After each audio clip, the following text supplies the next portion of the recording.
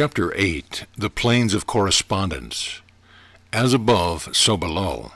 As below, so above. The Kybalion.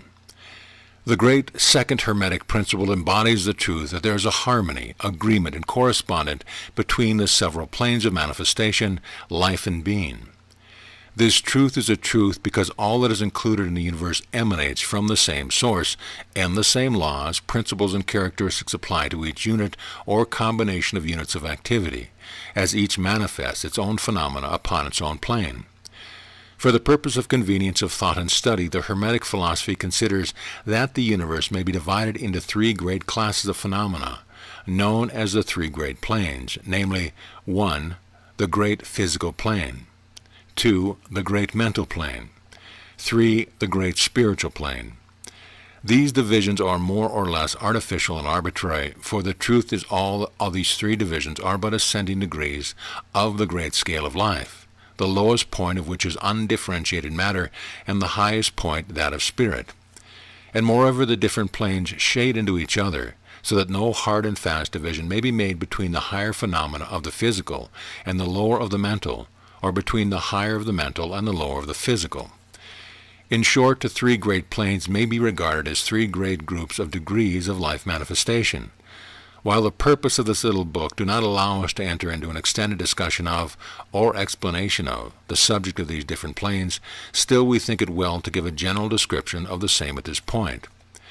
At the beginning, we may as well consider the question so often asked by the neophyte, who desires to be informed regarding the meaning of the word plane, which term has been very freely used and very poorly explained.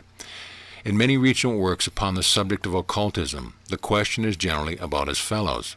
Is a plane a place having dimension, or is it merely a condition or state? We answer, no, not a place, nor ordinary dimension of space, and yet more than a state or condition. It may be considered as a state or condition, and yet the state or condition is a degree of dimension, in a scale subject to measurement. Somewhat paradoxical, is it not? But let us examine the matter. A dimension, you know, is a measure in a straight line relating to measure, etc. The ordinary dimensions of space are length, breadth, and height, or perhaps length, breadth, height, thickness, or circumference. But there is another dimension of created things, or measure in a straight line, known to occultists and to scientists as well, although the latter have not as yet applied the term dimension to it. And this new dimension, which, by the way, is the much speculated about fourth dimension, is a standard used in determining the degrees of plane. This fourth dimension may be called the dimension of vibration. It is a fact well known to modern science, as well as to the Hermeticists who have embodied the truth in their third Hermetic principle, that everything is in motion, everything vibrates, nothing is at rest. From the highest manifestation to the lowest, everything and all things vibrate. Not only do they vibrate at different rates of motion, but as in different directions and in different manner. The degree of the rate of vibration constitutes the degree of measurement on the scale of vibration, in other words, the degrees of the fourth dimension, and these degrees form what occultists call planes. The higher the degree of rate of vibration, the higher the plane, and the higher the manifestation of life occupying that plane, so that while a plane is not a place, nor yet a state or condition, yet it possesses qualities common to both. We shall have more to say regarding the subject of the scale of vibration in our next lessons, in which we shall consider the Hermetic principle of vibration. You will kindly remember, however, that the three great planes are not actual divisions of the phenomena of the universe, but merely arbitrary terms used by the Hermeticist in order to aid in the thought and study of the various degrees and forms of universal activity and life. The atom of matter, the unit of force, the mind of man, and the being of the archangel are all but degrees in one scale, and all fundamentally the same. The difference between solely a matter of degree and rate of vibration are all creations of the All, and have their existence solely within the infinite mind of the All. The Hermeticists subdivide each of the three great planes into 7 minor planes, and each of these latter are also subdivided into 7 subplanes, all divisions being more or less arbitrary, shading into each other, and adapted merely for convenience of scientific study and thought.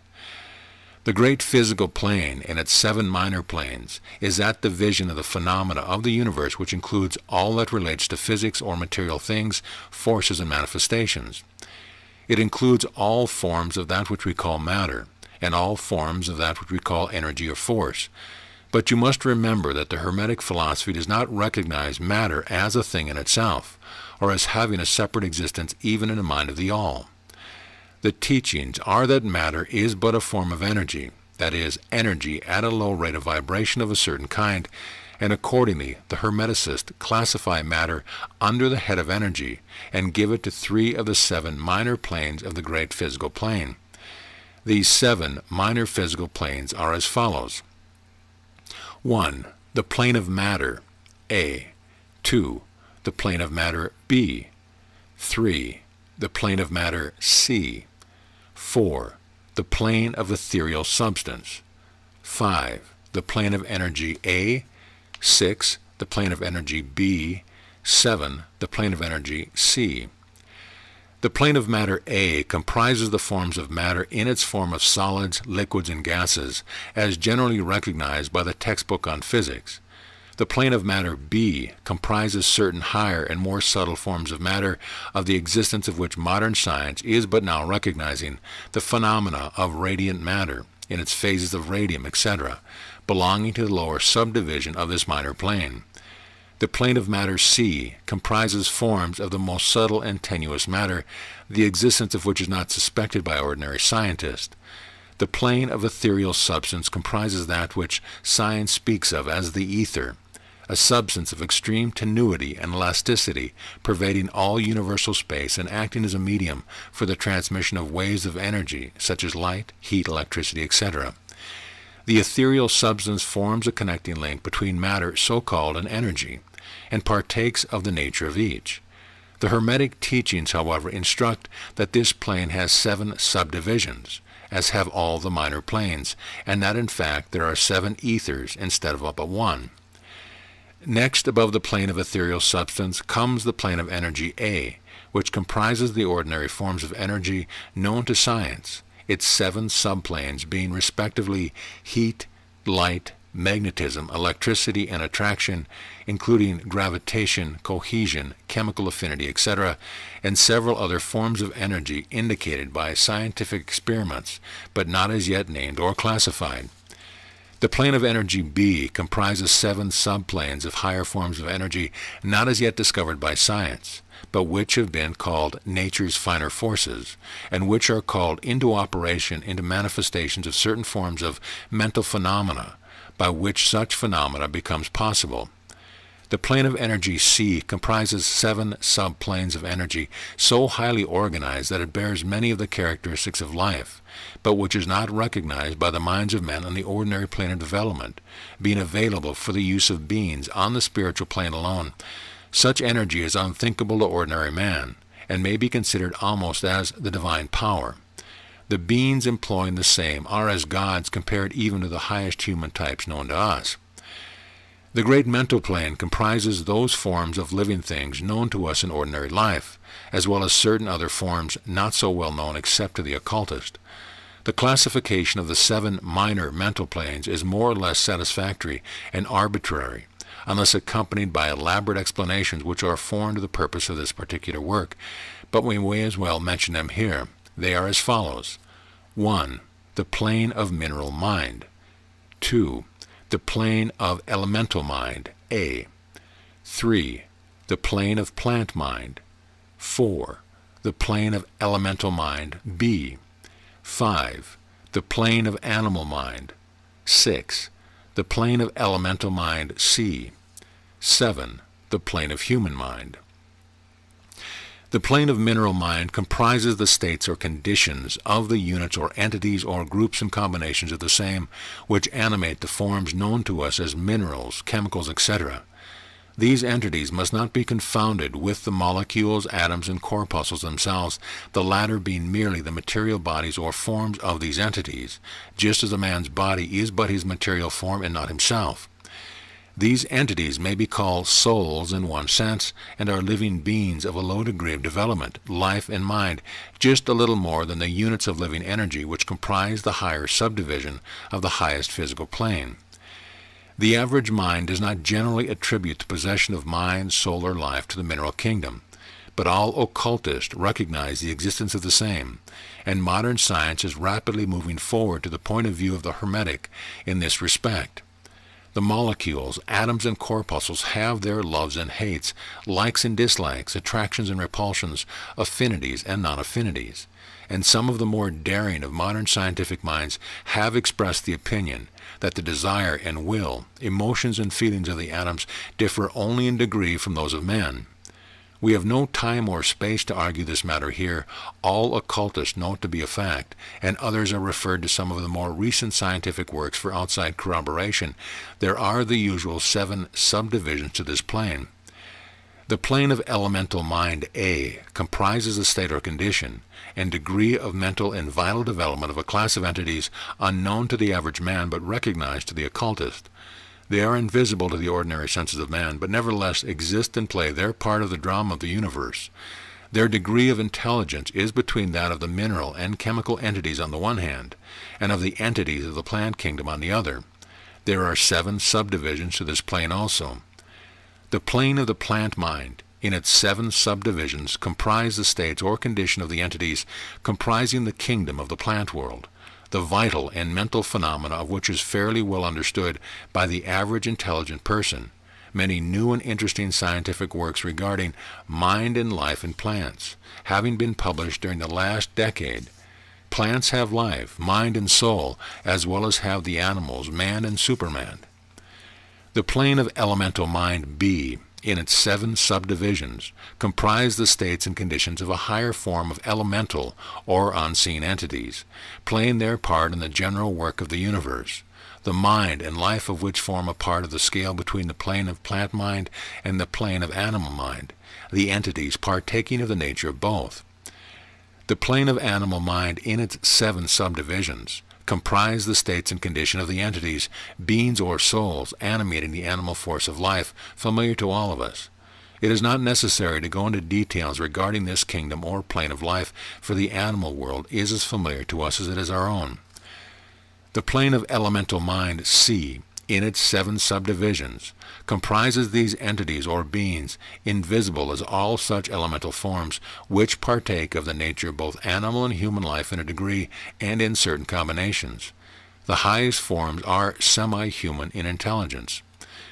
The plane of human mind, in its 7 subdivisions, comprise those manifestations of life and mentality which are common to man in his various grades, degrees, and divisions. In this connection, we wish to point out the fact that the average man of today occupies but the 4th subdivision of the plane of human mind, and only the most intelligent have crossed the border of the 5th subdivision. It has taken the race millions of years to reach this stage, and it will take many more years for the race to move on to the 6th and 7th subdivisions and beyond. But remember that there have been races before us which have passed through these degrees and then on to higher planes. Our own race is the 5th, with stragglers from the 4th, which has set foot upon the path. And then there are a few advanced souls of our own race who have outstripped the masses, and who have passed on to the 6th and 7th subdivision, and some few being still further on. The man of the 6th subdivision will be the Superman. He of the 7th will be the Overman. In our consideration of the 7 minor mental planes, we have merely referred to the 3 elementary planes in a general way. We do not wish to go into the subject in detail in this work, for it does not belong to this part of the general philosophy and teaching. But we may say this much in order to give you a little clearer idea of the relations of these planes to the more familiar ones. The elementary planes bear the same relation to the planes of the mineral, plant, animal, and human mentality and life that the black keys on the piano do to the white keys.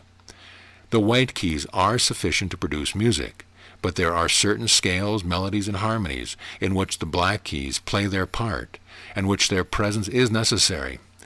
They are also necessary as connecting links of soul condition, entity states, etc., between the several other planes, certain forms of development being attained therein, this last fact giving to the reader who can read between the lines a new light upon the process of evolution, and a new key to the secret door of the leaps of life between kingdom and kingdom. The great kingdoms of elementals are fully recognized by all occultists, and the esoteric writings are full of mention of them. The readers of Bulwer's, Zanoni, and similar tales will recognize the entities inhabiting these planes of life. Passing on from the great mental plane to the great spiritual plane, what shall we say? How can we explain these higher states of being, life and mind, to minds as yet unable to grasp and understand the higher subdivisions of the plane of human mind? The task is impossible. We can speak only in the most general terms. How may light be described to a man born blind? How sugar to a man who has never tasted anything sweet? How harmony to one born deaf?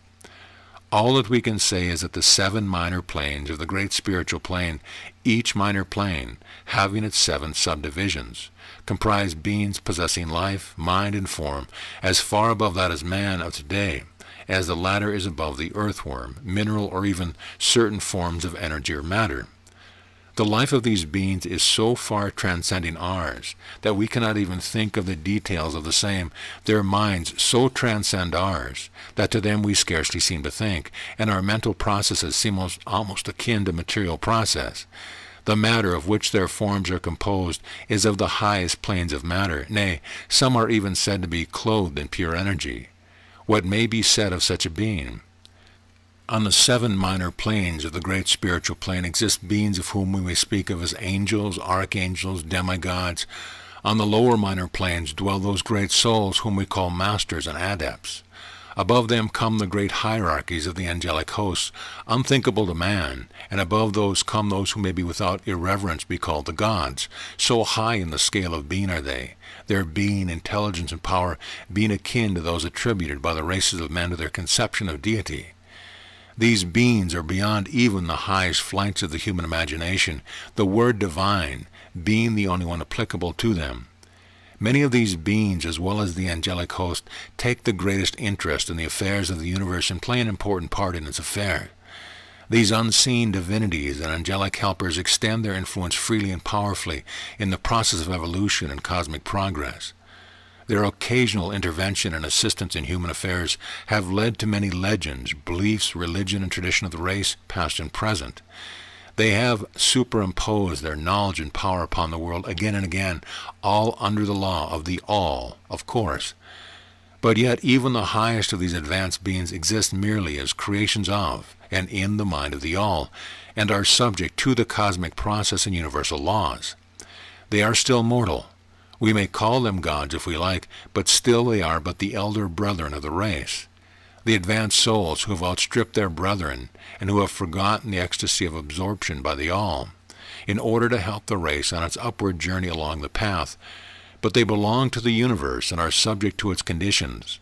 They are mortal, and their plane is below that of absolute spirit. Only the most advanced Hermeticists are able to grasp the inner teaching regarding the state of existence and the powers manifested on the spiritual planes. The phenomena is so much higher than that of the mental planes that a confusion of ideas would surely result from an attempt to describe the same. Only those whose minds have been carefully trained along the lines of the Hermetic philosophy for years, yes, those who have brought with them from other incarnations the knowledge acquired previously, can comprehend just what is meant by the teaching regarding these spiritual planes. And much of these inner teaching is held by the Hermeticist as being too sacred, important, and even dangerous for general public dissemination. The intelligent student may recognize what we mean by this when we state that the meaning of spirit, as used by the Hermeticist, is akin to living power, animated force, inner essence, essence of life, etc., which meaning must not be confounded with the usually and commonly employed in connection with the term that is religious, ecclesiastical, spiritual, ethereal, holy, etc. To occultists, the word spirit is used in the sense of the animating principle, carrying with it the idea of power, living energy, mystic force, etc., and occultists know that that which is known to them as spiritual power may be employed for evil as well as good ends, in accordance with the principle of polarity. a fact which has been recognized by the majority of religions in their conception of Satan, Beelzebub, the devil, Lucifer, fallen angels, etc. And so the knowledge regarding these planes has been kept in the Holy of Holies in all esoteric fraternities and occult orders, in the secret chamber of the temple. But this may be said here, that those who have attained high spiritual powers and have misused them have a terrible fate in store for them, and the swing of the pendulum of rhythm will inevitably swing them back to the furthest extreme of material existence, from which point they must retrace their steps spiritward, along the weary rounds of the path, but always with the added torture of having always with them a lingering memory of the heights from which they fell owing to their evil actions. The legends of the fallen angels have a basis in actual fact, as all advanced occultists know. The striving for selfish power on the spiritual plane inevitably results in the selfish soul losing its spiritual balance and falling as far back as it has previously risen. But to even such a soul the opportunity of a return is given, and such souls make the return journey, paying the terrible penalty according to the invariable law. In conclusion, we would again remind you that according to the principle of correspondence, which embodies the truth, as above, so below, as below, so above, all of the 7 Hermetic principles are in full operation on all of the many planes, physical, mental, and spiritual. The principle of mental substance, of course, applies to all the planes, for all are held in the mind of the all. The principle of correspondence manifests in all, for there is a correspondence, harmony, and agreement between the several planes. The principle of vibration manifests on all planes, in fact the very differences that go to make the planes arise from vibration, as we have explained. The principle of polarity manifests on each plane, the extremes of the poles being apparently opposite and contradictory. The principle of rhythm manifests on each plane, the movement of the phenomena having its ebb and flow, rise and flow, incoming and outgoing.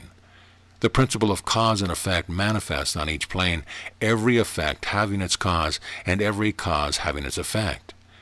The principle of gender manifests on each plane, the creative energy being always manifest and operating along the lines of its masculine and feminine aspects.